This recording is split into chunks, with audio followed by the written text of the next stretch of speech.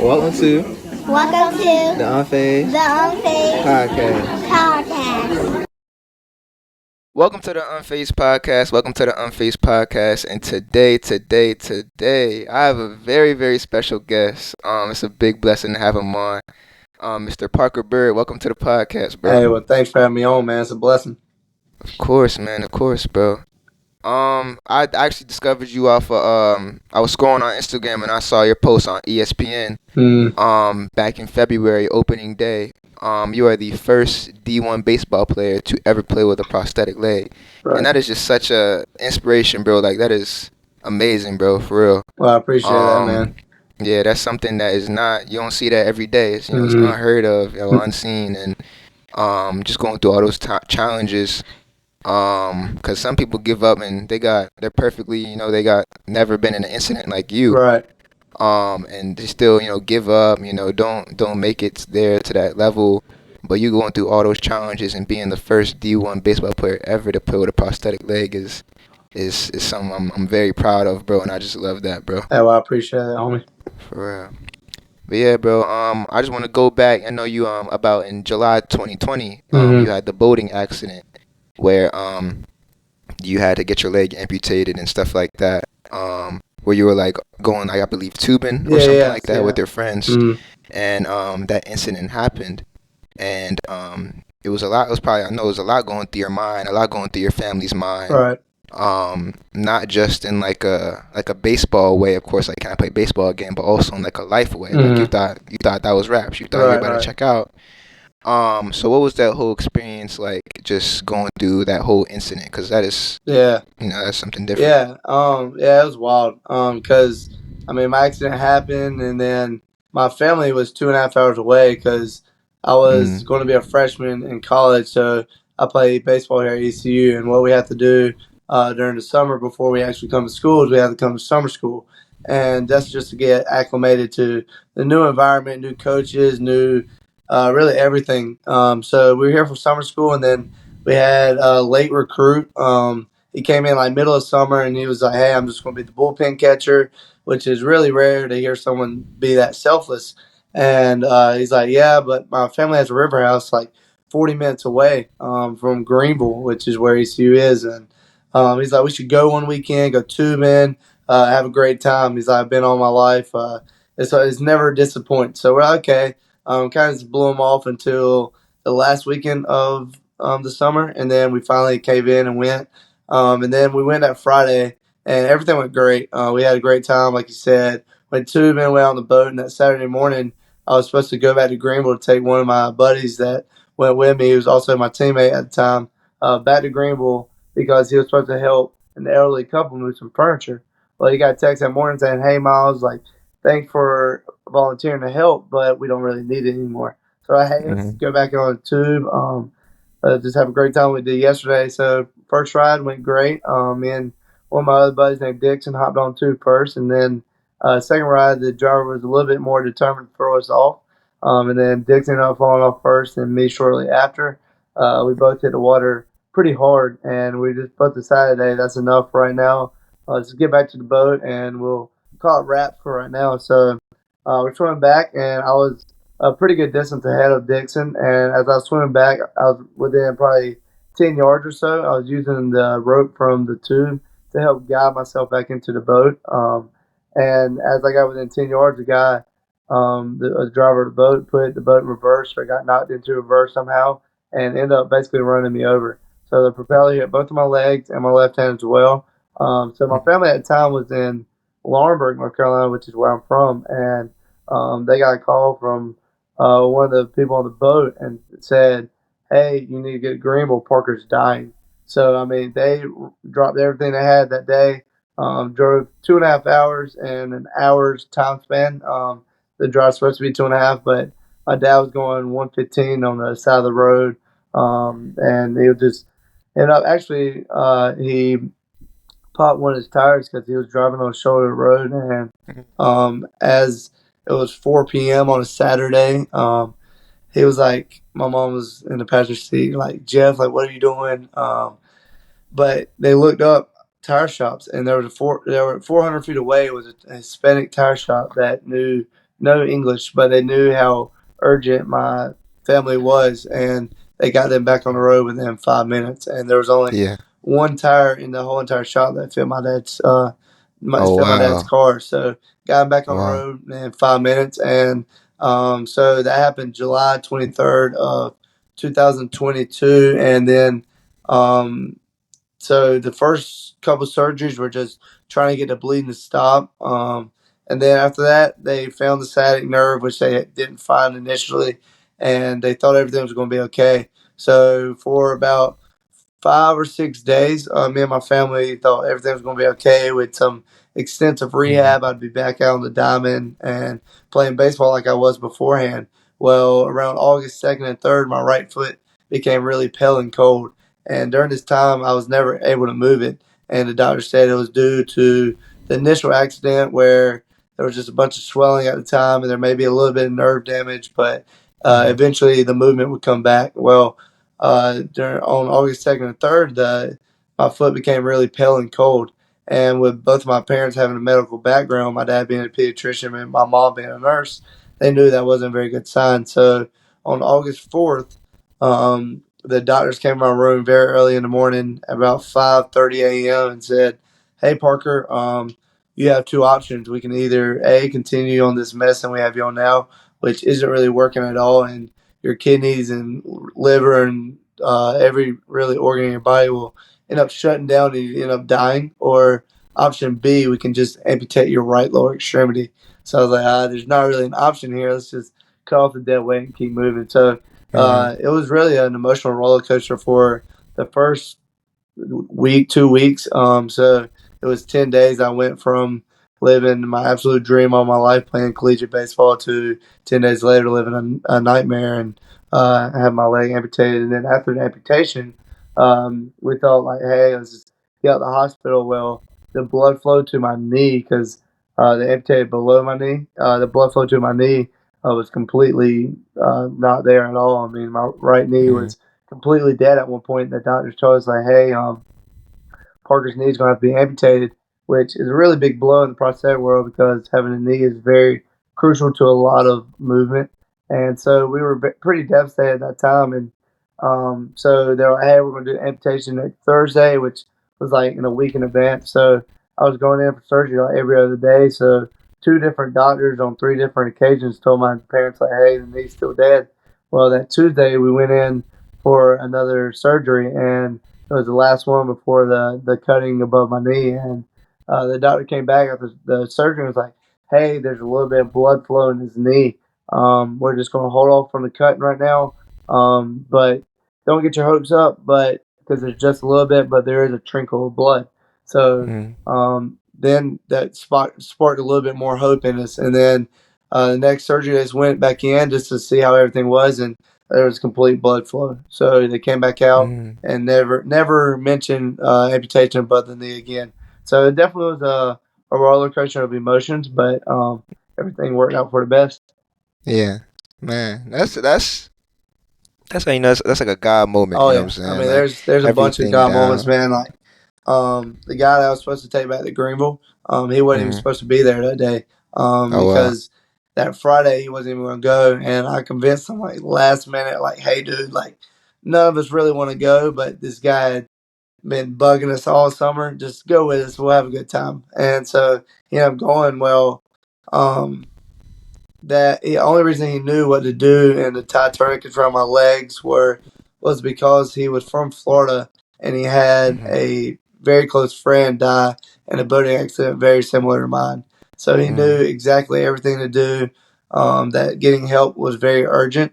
And then in the meantime, as he was tying tourniquets around my legs, our boat wasn't able to move due to the rope being caught in the propeller. So the other guys on the boat were waving down other boats to try to get me transported to them so they could take me to the marina where there was an ambulance waiting on me.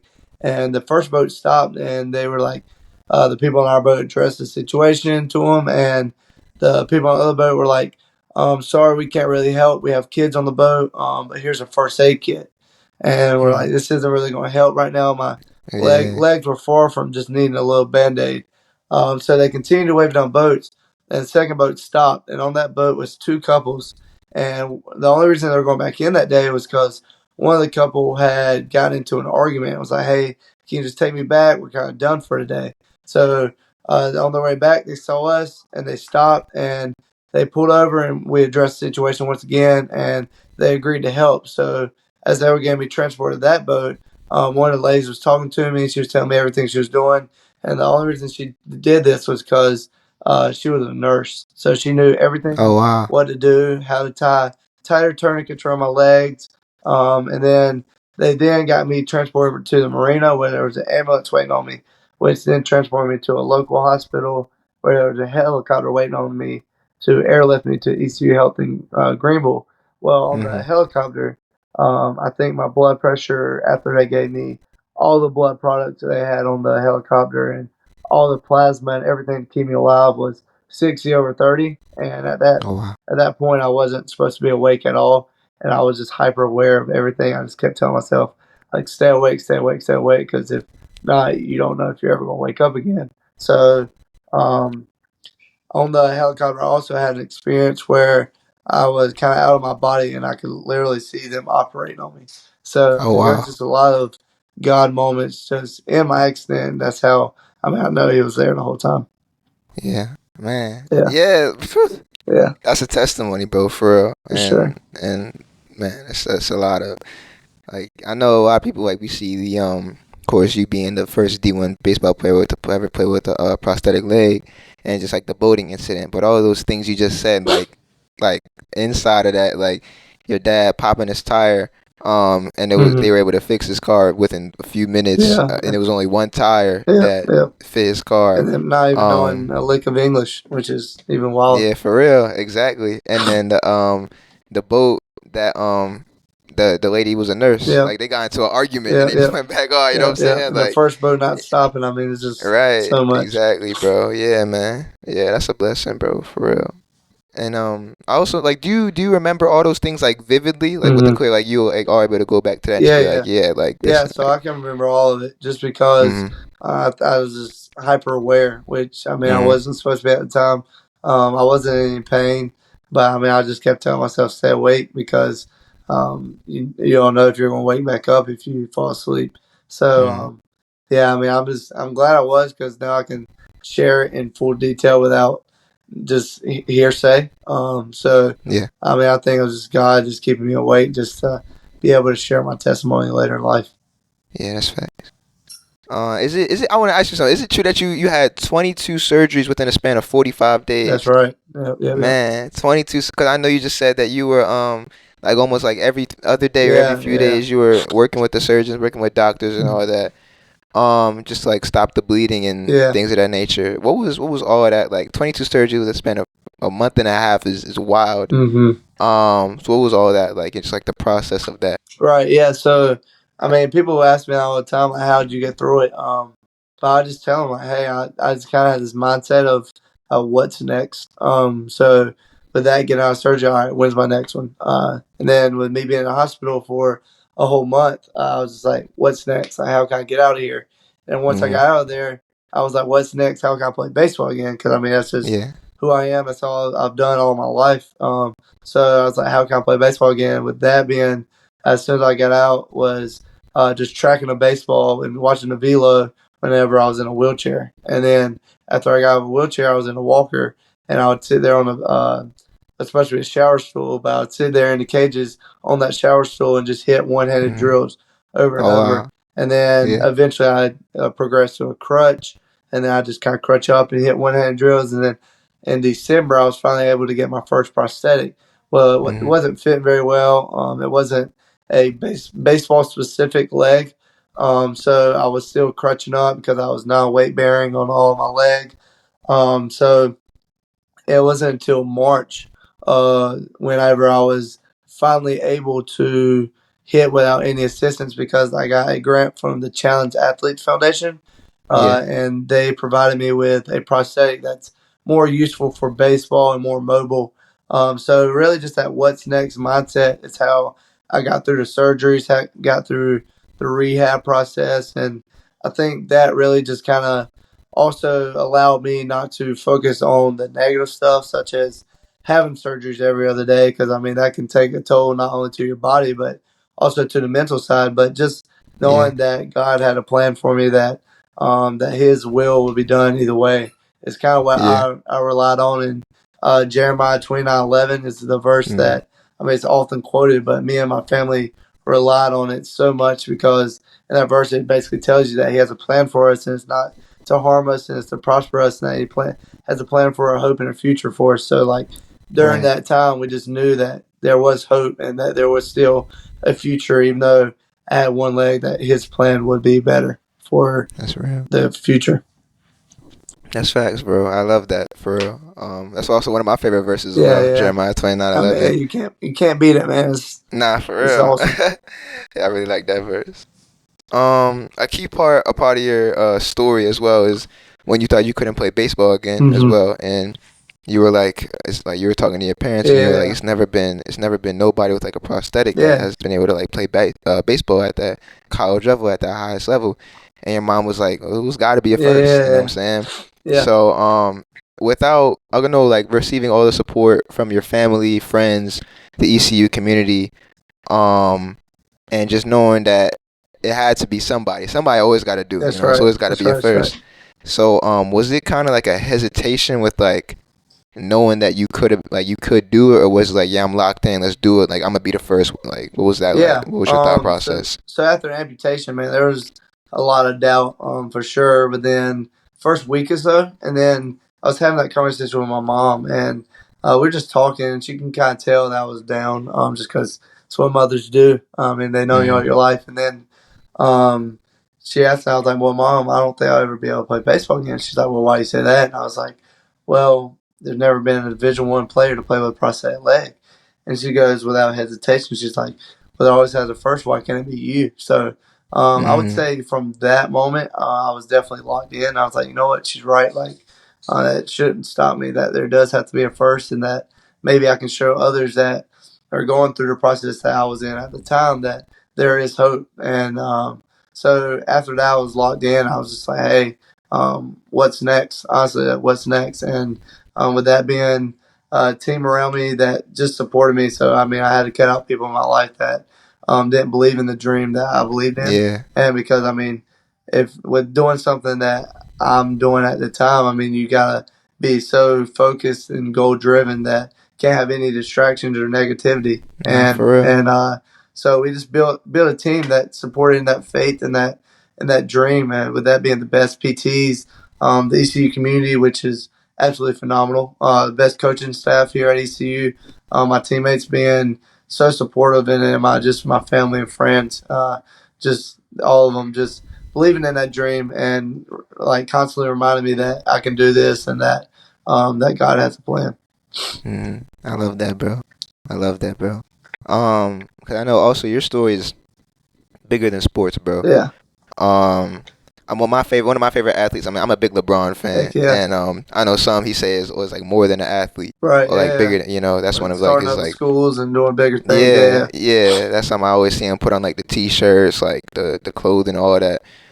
So just like you said, like it's also not just a toll on the physical body, but also your mental, your mind. So the mental and spiritual like aspect of your comeback, also as a Christ follower as well. And as you say, like once your mom told you like it's got to be somebody to do, it's got to be a first. You know, why can't it be you? And you were just kind of like focused and locked in on that point. And like you just said, bro, you pretty much said to yourself, bro, you got to have the ultimate self belief in yourself. You know what I'm saying? Like you got to cut off them people that's not believing in your vision, like because they not providing nothing positive. Not at all. What I'm saying? And I mean, your mind's the most positive tool you have, or a powerful tool you have. I mean, you can't allow any negative thoughts to go through there, because then you start believing them. I heard the saying after my accident, actually, thoughts become things. So, I mean, if you are sitting there thinking negative things, then they're actually going to become things, and you're not going to believe in yourself, and you can't fully go after something if you don't fully believe it yourself internally first. So I think that's kind of at that point in time, whenever my mom had to remind me that, I didn't believe that myself. And after that, kind of something just flipped. You know, this switch in my head is like, you know what? You've always believed in yourself. Why are you doubting yourself now? And I knew that it was going to be a long recovery. I knew that what I was doing was I would have to be the pioneer of it. But it's just when you have that ultimate goal and have that self-determination and self-belief, I think that nothing can stop you. Yeah, that's real, bro. Also, I wanted to pull this one verse from Proverbs 4:23. It says, "Above all, be careful what you think, because your thoughts control your life." Yep. So, that's real, bro. Hey, Exactly everything you just said, things, man. baby. That's right. For real. That's a great facts, verse, bro. For real. I know also in ninth grade, you were a freshman in high school when you got the offer from East Carolina. Yeah. And that is a lot of people don't get offers as a freshman though too. Like it's usually like until like their junior, senior year where they first start getting like recognition and offers for their athletic talents. So when you got that offer, I know you said that you immediately were like, oh yeah, I'm going there. Was it any other like school that had interest in you or that you were looking at and was like, oh yeah, this would be cool too? Or was it like your mind and heart was immediately set on, oh yeah, I'm going to go play at East Carolina? Yeah. I would say that it was a very easy decision to come here because both of my parents are alumni of ECU. And ECU, if you ever just came here, dude, like the community of Greenville is so fully behind ECU. And that's something that I was looking for. I wanted to go to a college where it wasn't divided in every other house you went. I didn't want to go to Raleigh where there was 3 major universities within a 15-mile radius, and you can go door side to door side. And I'm NC State fan, I'm Carolina, I'm Duke. Nothing against those guys. Great universities, but like I wanted a place where people were fully committed, and that's what is here in Greenville. With the coaching staff here, they believe and going to that next level and pushing you to that next level, and they're really good at developing players. So, there was a couple other SEC schools that I was interested in later in the process, but there was never one doubt of where else I wanted to go but ECU, just because that's where I always wanted growing up. And then in ninth grade, November 12th of 2018, before I even played a high school game, they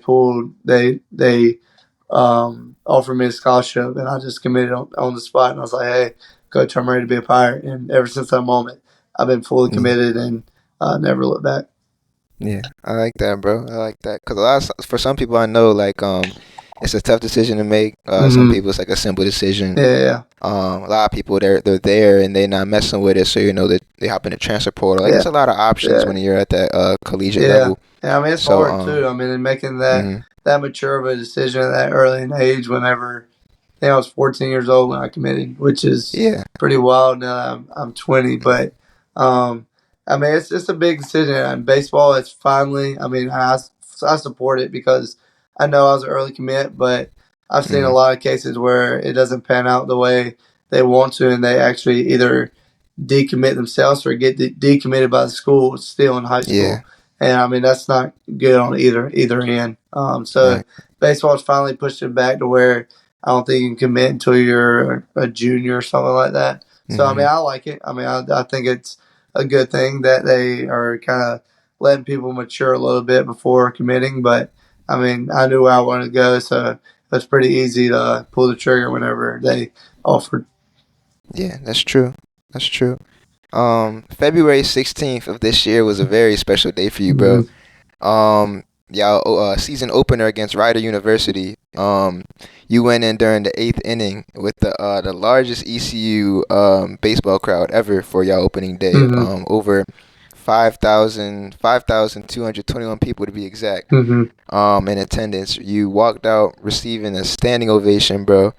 And I know, like, bro, when I see videos of like people walking out after like coming after like a crazy injury or like some like it's the coldest thing ever, yo. Like, I seen this one video. I know we was just talking about J. Cole, but he's from North Carolina, bro.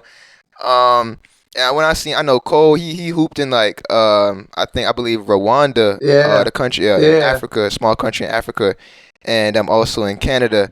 And I seen this one video where like they called his name and they were playing his own song. He was playing No Role Models too, and he was walking like that was the coolest thing cool. ever, Yeah, yo. yeah. So just like having a moment like that, bro. What was that like, bro? Just after all you've been through and just getting the opportunity back to do what you love. Yeah, I mean, it's surreal, dude. I mean, you watch the videos all your life, and to be put in that moment like that, I mean, I honestly didn't even know what to do. I mean, it was just one of those moments that I wouldn't say I blacked out completely, but looking back, like it was just kind of one of those things where you're like, dude, this is so insane. But just getting that opportunity to play again, I mean, that's just a testament to my coaches and just them believing in me. Because a lot of coaches and a lot of teammates would have given up on you after that.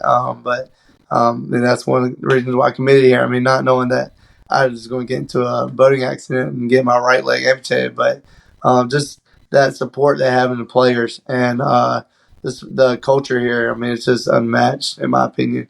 But I mean, the standing O, the hat tip I had to give, which I mean, I didn't even know that I was ever going to give a hat tip, but I mean, it was honestly, I'm just lost for words for it just because it was such a surreal moment and just blessed to have the opportunity and get to share that light on His grace. Yeah, I love that, bro. That's real. And I know y'all also won that game. Yeah, I think it was like 16 to 8, I believe. 16 to 2. Yeah, I mean, it's crazy, dude. I mean, February 16th, my number 16. We won 16 to 2. Yeah, bro. Yeah, I mean, it's already written in stone, bro. It is. Already set in stone. That's facts, bro. Also, the experience you had throwing the first pitch for the Houston Astros. Cause I know we were talking off camera how you a Braves fan just because like your dad and your grandfather were also Braves fans. So what was that like being from Maryland? I'm not exactly from Baltimore, but just being a big Ravens fan, big Orioles fan. Something I would love to do is throw the first pitch for the Orioles. So that's a great experience, and I can just imagine that, bro. So what was that like as well? Just like getting flowing out and just throwing the first pitch for them. That was probably the most nerve-wracking throw I've ever thrown in my life, for sure. I mean, it was an awesome experience. I mean, it's one day that I'll never forget because, I mean, we got to go on the field for BP, and then one of my favorite players plays for the Astros, Alex Bregman. And one of the reasons I like him is I'm a 5'10" guy. He's a 5'10" guy.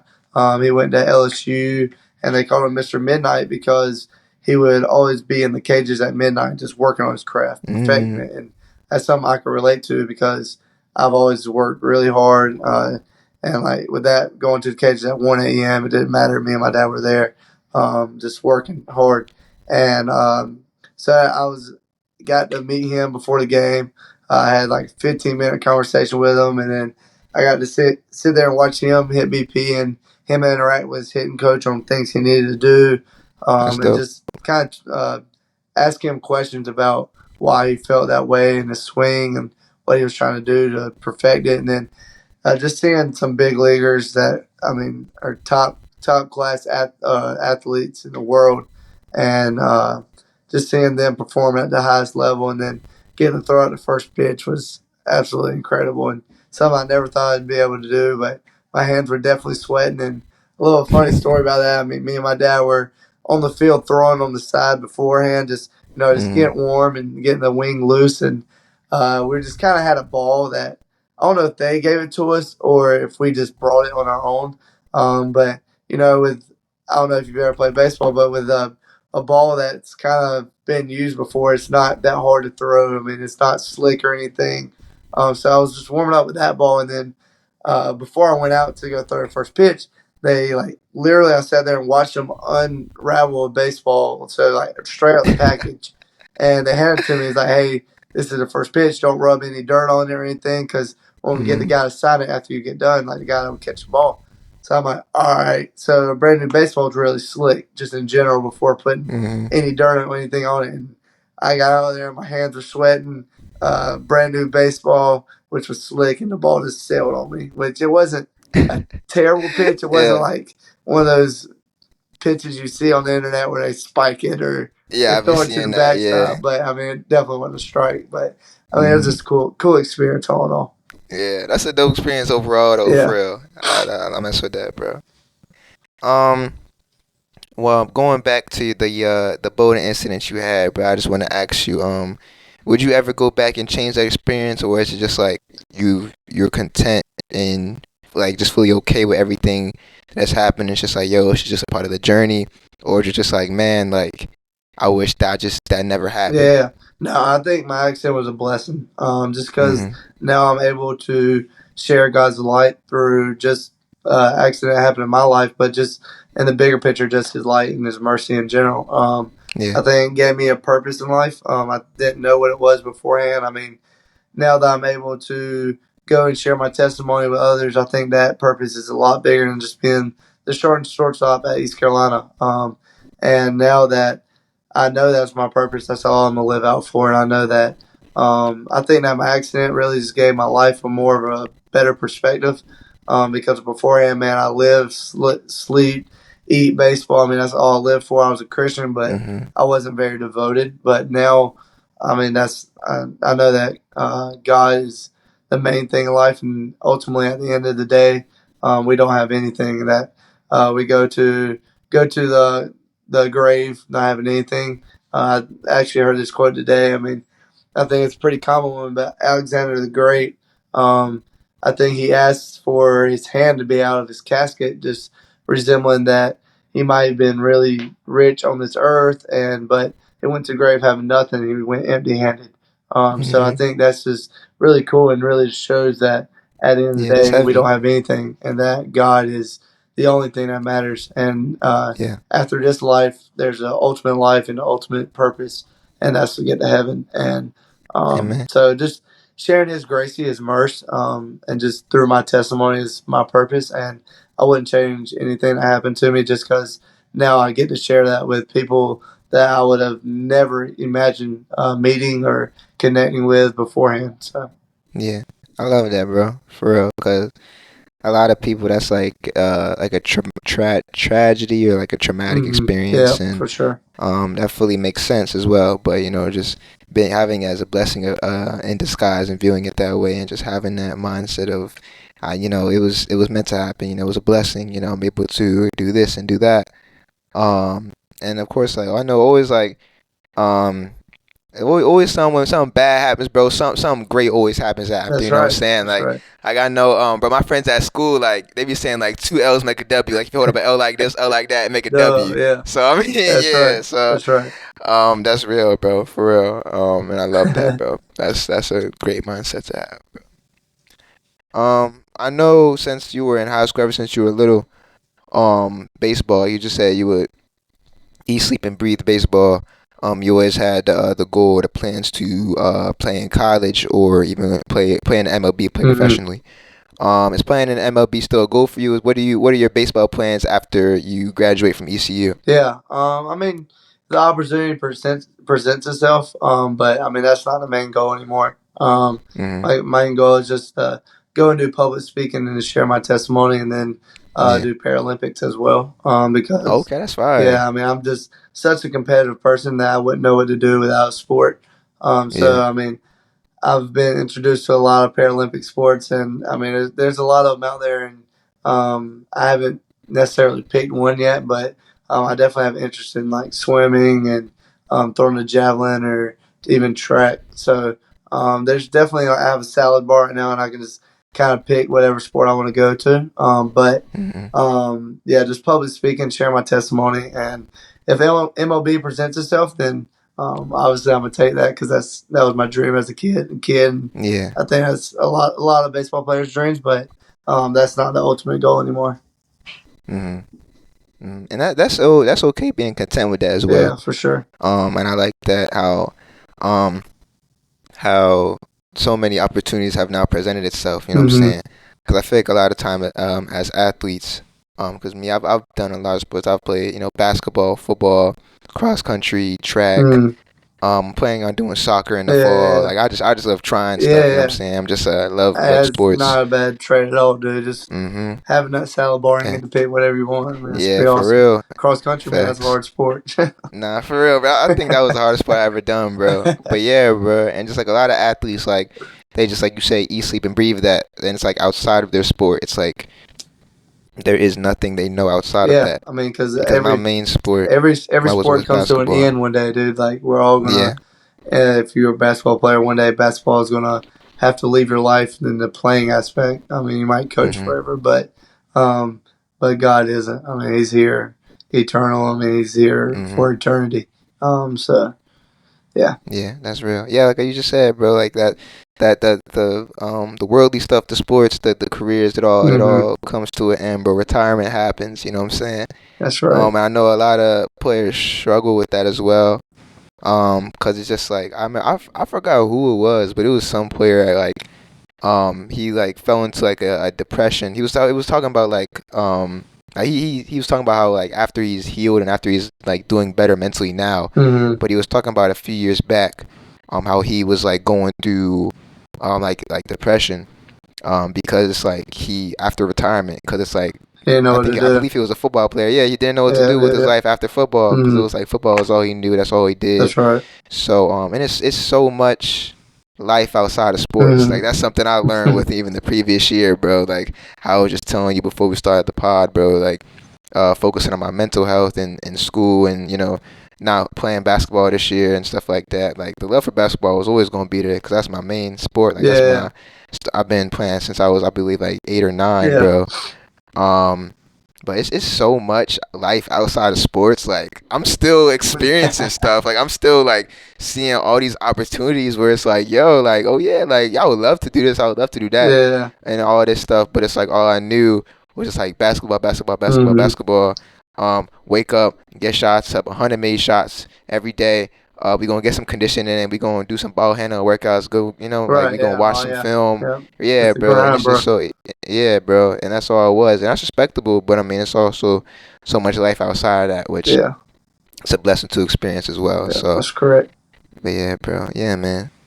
I know we were talking about the Braves. But I want to know, as a baseball fan, because I'm an Orioles fan, but I hate to say it, but I don't like being fans of teams that suck. Yeah. So I really started being like a real fan like last season. Yeah, I understand that. But I know you as a baseball player. Who is your GOAT, bro? Like, who do you think is the best baseball player of all time? Oh, that's a hard one. That's a good one, dude. I would say a current GOAT is Mike Trout. I mean, he's the man, dude. I mean, I would say that Ohtani might eventually beat him, just because dude throws 101 and hits balls 500 feet. But I mean, you can always go to legends like Barry Bonds, but I mean, he kind of cheated to get there too. So, I mean, I think in baseball it's hard to say the quote unquote GOAT, just because it's hard to compare positions and all true. that. But I would probably say Mike Trout. Yeah. Mike Trout tough, bro. I want to go see like when the Orioles, like when the Angels come, or like when the Dodgers come or something. Yeah. Bro. That's what I want to see. Yeah, that's a series to catch for sure. Because especially the Dodgers, because they got so much talent with Mookie Betts, Freddie Freeman, Ohtani. I mean, they're stacked. Yeah, bro. Like I'm an Orioles fan, but I got a Jackie Robinson jersey in the closet, bro. Like I'm gonna keep it a buck, bro. They all wore 42 the other day for Jackie. Oh, you what you said? Yeah, everybody wore 42 the other day for Jackie. Yeah, that's true. The Jackie Robinson's day. Yeah. I love that too. It was the day that he broke the color barrier. I'm pretty sure. So it was the day he debuted. Oh wow. Yeah.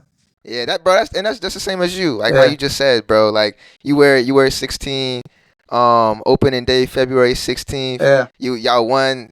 The score was 16-2. Like it's crazy. Yeah, bro. Why do you wear 16? Is it like a specific reason, or is it just like a number you just like, or something you just randomly chose? There is a little bit of reason. My dad wore 16 in high school. And then Brian McCann, who was my favorite player growing up, he wore number 16 too. So that's definitely the reasons behind it. But I just kind of stuck, and I wore number 1 in high school, but that was just because I thought the number was pretty tough. And everybody want the single digit numbers. That's right. Bro. And the number was tough, and it was a smaller jersey size too. So it was just kind of went hand in hand. There was other single digit numbers, but I was like, I want one. So. Yeah, bro. That's tough, bro. Yeah, bro. Well, yeah, man. I appreciate you coming on the podcast, bro. For real, it's been a blessing, bro. It's a blessing, man. For real, bro. Yeah. For real, likewise, man. Thank you guys so much for tuning in. Thank you much, Parker, once again for coming on the pod, bro. You want to shout out your Instagram real quick? Also the ECU, man. Yeah, my Instagram is Parker Byrd. It's PARKER, and then Bird actually has 2 D's at the end. BYRDD. So that's my Instagram. But you just look it up, Parker Byrd. But Parker and then Bird BYRD. But I should be on there. And then my Twitter or X, whatever it is Parker Byrd. Just with 1 D that time, 11. So. For sure, yeah, bro. I'm gonna keep up. I'm gonna keep up with ECU this year too, bro. For real, man. Yeah. I'm looking forward to it and just everything you're doing in the upcoming seasons, bro. This year and also in the upcoming years as well, man. I'm proud of you, bro. Love what you're doing, man. Well, I appreciate that, bro. For real, bro. I'm gonna stay up with you. Heck yeah. For real, man. Heck yeah. Yeah, bro. I appreciate y'all tuning in. Appreciate y'all for real. Make sure to stay tuned for more episodes. We coming in with some consistency this year. I got y'all for real. But yeah, bro, appreciate y'all tuning in, and I'll see y'all in the next one. Heck yeah.